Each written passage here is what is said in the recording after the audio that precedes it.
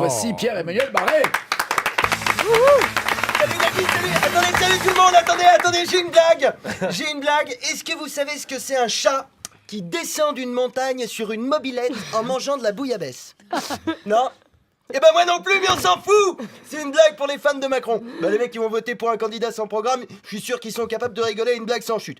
Alors, vous allez dire que je suis mauvaise langue, hein, il doit présenter son programme demain, Macron, et qu'est-ce que je devrais faire, hein? Je devrais applaudir? Putain, ça fait 4 mois qu'il est candidat, il sort son programme que maintenant. Et si je suis avec une meuf et qu'elle met 4 mois à me montrer sa chatte, faut pas qu'elle s'étonne si elle me surprend dans le cul de sa mère, hein?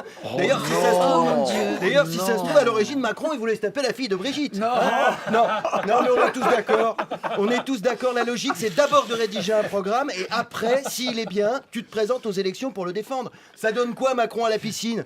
Oh non, j'ai oublié mon maillot de bain à la maison. Tant pis, je vais me baigner tout habillé. Oh non, j'ai oublié de faire caca avant de me baigner.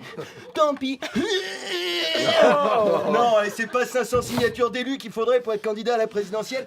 C'est 499 signatures de psychiatres qui attestent que t'es pas mégalo et une signature du maître nageur qui atteste que c'est pas toi qui a bouché l'évacuation du petit bassin. Hein. Le seul candidat possible, ce sera un bout de bois allergique au chlore. Hein.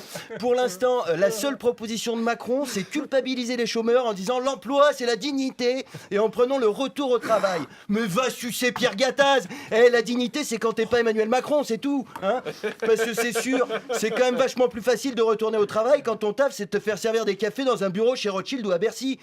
Le mec, il a quand même dit, un chômeur pourra refuser un emploi, mais pas deux. Hein, ça va se passer comment? Oui, désolé Jean-Michel, mais pour une France en marche, tu es obligé d'accepter ce job de laveur d'urinoir à 850 km de chez toi. Oui, je sais que tu es manchot Jean-Michel, mais pour une France en marche, il faut des bouches pleines de pisse. En vrai, il va faire quoi Macron s'ils sont pas d'accord, les chômeurs? Il va les forcer? Putain, ils sont 12 millions. Et même s'il a pris l'option Krav Maga à l'ENA, il va se faire plier, Manu.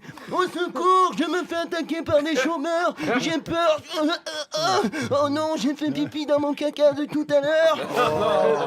Et puis c'est pas comme s'il pouvait compter sur sa bande pour le protéger, Emmanuel. Ses derniers soutiens, c'est Bayrou et Cohn-Bendit. Et quand les chômeurs vont les voir arriver, ils vont se dire mais qu'est-ce que c'est que ces tronches? On les a déjà tabassés, ceux-là, hein? Et d'ailleurs, d'où il la ramène Cohn-Bendit? Quelqu'un lui a demandé son avis? Ben non, mais parce que tout le monde s'en branle de son avis. Le mec, il s'est levé un matin, il s'est dit tiens, si je soutenais Macron? Puis il s'est recouché parce que sa journée de taf était terminée. Il a rien fait depuis 68, Cohn-Bendit. Son dernier acte révolutionnaire, c'était une pétition parce qu'il n'y avait plus de cabillaud à la cantine du Parlement européen.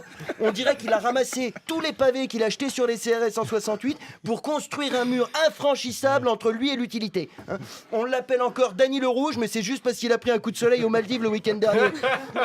Cohn-Bendit, quand il a décidé de soutenir Macron, il a sorti l'argument passe-partout, il a dit Macron c'est le seul capable de battre Marine Le Pen. Mais putain, qu'est-ce que vous avez tous avec cet argument de fin de race? Excusez-moi, hein, je bosse pas à la Sofres, mais sauf erreur de ma part, si vous votez tous pour n'importe quel autre candidat, vous battez Le Pen. Hein, si vous votez tous pour Jacques Cheminade, vous battez Le Pen. Si vous votez tous pour Philippe Poutou, vous battez Le Pen. Si vous votez tous pour François Fillon, vous êtes des cons. Hein.